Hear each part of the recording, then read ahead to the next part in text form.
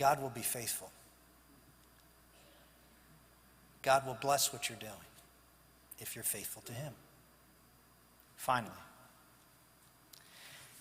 2 years later, I'm debating again. This time it was a 6-hour Donnybrook between Barbara Boxer and me. I suspect I will get time off in purgatory for that 6 hours.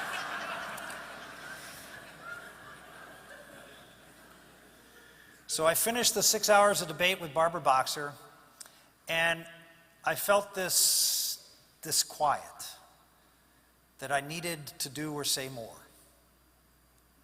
And so I went back to the Senate cloakroom. We were done for the day. It was 8 o'clock at night.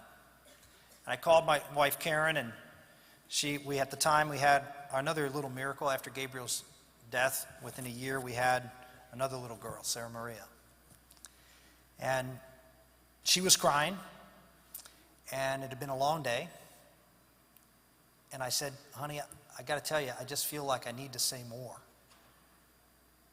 And she said, well, what she always says, which is, if that's what you're feeling called to do, then you got to do it. And one aside here. I know a lot of you pray for legislators, and that's vitally important. Please do. Pray for our government leaders. But do not forget to pray for their spouses. Do not forget to pray for their families. I can tell you, fact, I wouldn't be here today. I wouldn't be telling these stories if my wife wasn't 10 times the pro-life warrior than I am. And it makes a difference when you come home, whether your wife or husband is supporting what you're doing on the floor of the House or Senate. Pray for them. I was blessed. I went back to the floor. And in an empty gallery, Pete will tell you this, nobody. It's like a special order in the House. There's a stenographer, a person who's stuck sitting in the chair, and me. Nobody in the gallery. And I got up and I talked for an hour and a half. You probably get the idea I can talk for a while when I do.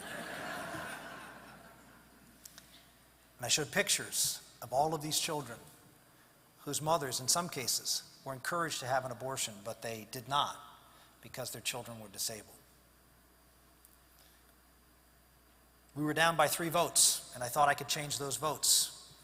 The next morning we had the vote, and we lost by 3 votes. And I got to tell you, I felt like a failure. When I got home that night before, Karen and the kids were asleep. I'd been a bad dad. I'd been a bad husband because I was up the next morning at 5 and out the door.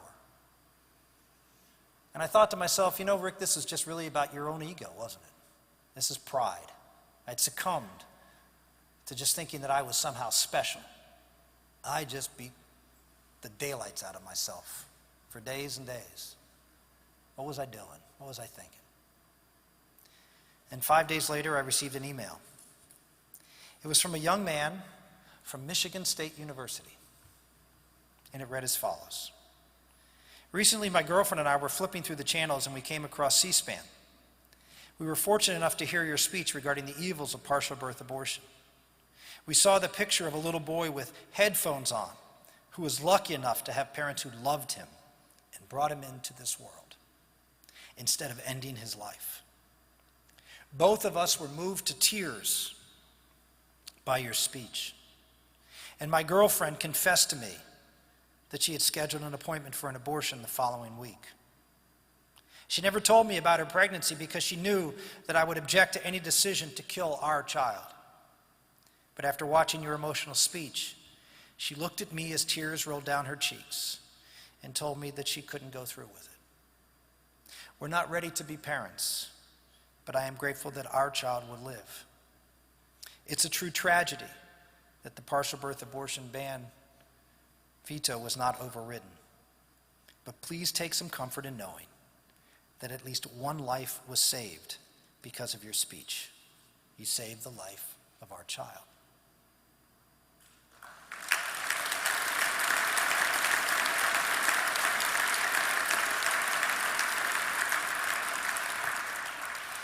The prologue to that story is, or the epilogue to that story is, I heard communications from them throughout the pregnancy. The girl's parents disowned her. She had second and third thoughts, but they hung together. They were going to get married. That didn't sit too well with either parents.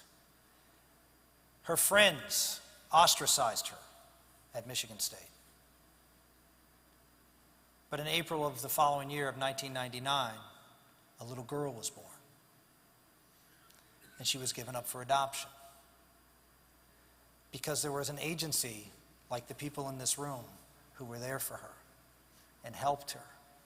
This story would not be a story I could tell if it wasn't for organizations that are represented in this room tonight, being there when the family and friends are not. Christopher Lasch, the late philosopher, said that every day we get up and we tell ourselves lies so we can live.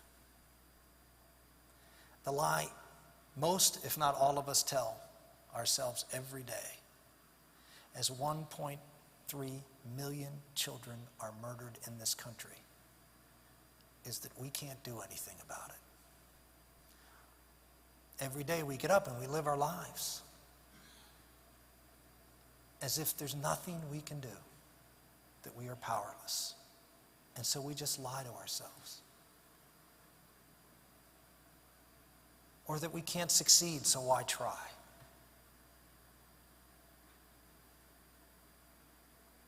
Don't be afraid of failure.